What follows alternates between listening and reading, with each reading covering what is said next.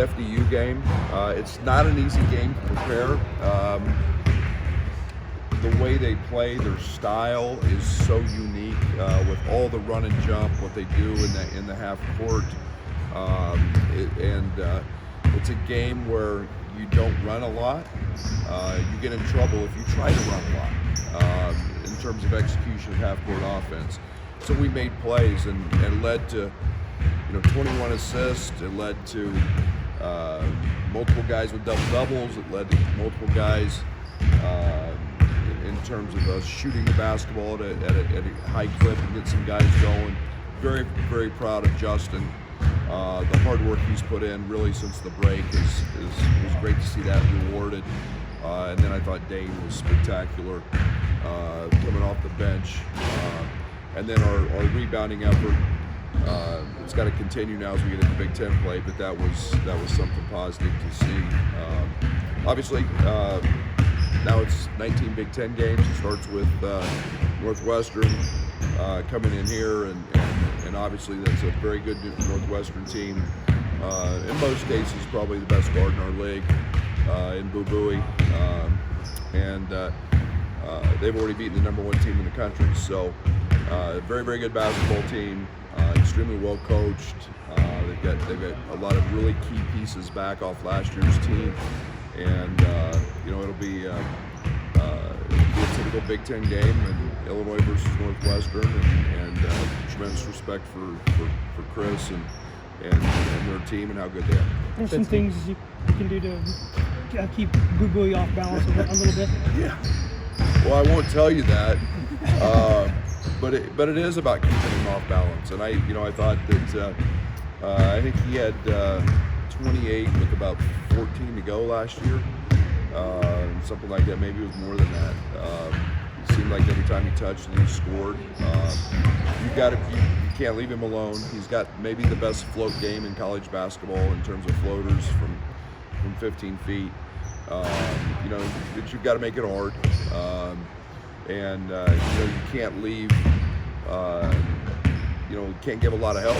He's got elite shooters and Ty Berry, and the transfer has been, in my opinion, Langmore is probably might be the best shooter in college basketball. I mean, if he's got a clean look, he does not miss. And and then they got a legit lob threat.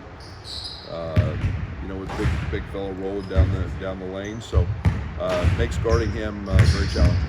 Since Nico is doing some basketball activities, is there any more clarity on his timeline? We don't have. We hope to have a little more early next week.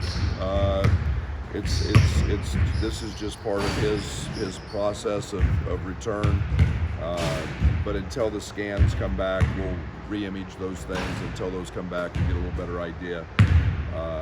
This is one of the first days he's actually been on the court in a basketball shoe, shooting a basketball. So we're headed in the right direction, but I don't want to jinx anything because I don't have a timeline. How have you seen the team respond in practice from games since Terrence's absence, and how important are these times, guys, to kind of figure out what to do? Well, like I've said, the other day, I mean, we're a connected basketball team, and it's a group that I'm excited to coach every single day because they're very matter of fact. They've got the next game up mentality. Tuesday nights, Big Ten play. We've kept it that simple, all year long. We haven't varied from what our standards are. And this team's standards are to be the best they can be every day, and that's been very much appreciated on my end from day one, and that'll be that way today as we prepare for Northwestern on Tuesday. Quincy said that he felt that connection, when he got here, so in the summer. Like, what was it at that time when you didn't have to, maybe you still had to build it, Yeah. but you had a foundation in June? This is going to sound corny, and I don't know any other way to put it. Really, really, really high character guys, and those guys are. I mean, they all have a common goal of winning. There's a maturity about these transfers, and that their focus has been on winning, and it's not about the individual team stuff. It's been about their teammate. We talk about that a lot, the locker room, and you know, when you remove the round ball, you know, the round ball makes a lot of friends. The basketball does. You know, we call each other friends. But when you remove that, these guys are truly friends. These are relationships. They know their parents' names. They know their brothers and sisters. That's unique. And you know, now Quincy has a child, and to see these guys respond that way. We do this Secret Santa thing at Christmas, and to see the thoughtfulness that these guys had in their gift giving is tremendous, because they actually know him. And so I felt that way for a long time. I think the Spain trip was a driving force in helping solidify that, because it wasn't just basketball over there. It was a lot of hanging out and doing fun stuff. So you know, money well spent on the Spain trip, but I think it speaks volumes to the character of these guys. In your mind, what made what Justin did the other night so special to you, and how has he adapted to this new role at Illinois over his first few months? Yeah, I don't want to say it's been easy for him. It hasn't, and it's really hard being a transfer and you only have 1 year, and to jump into this thing and know that you could be in a different role. You don't know what your role will be. Unbelievable kid. I mean, unbelievable person. And all he's done is try to do what we've asked.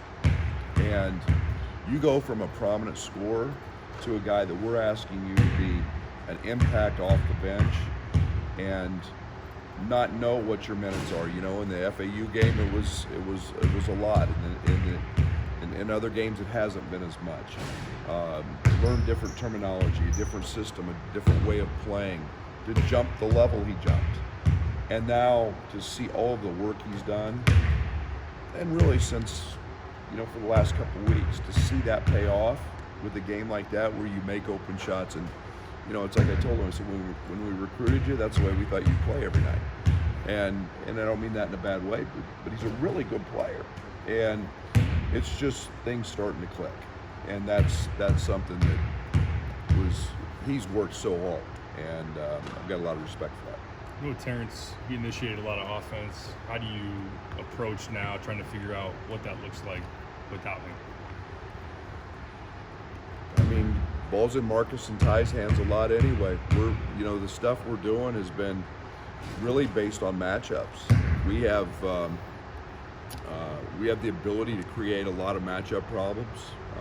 Truthfully, it starts with Coleman, how teams match him. I truly think the guy you visited with earlier, Quincy's turning into an all-league type guy. He's a guy that, again, we can take advantage of mismatches, but you know, it's everything we're doing is matchup based, much more so than it is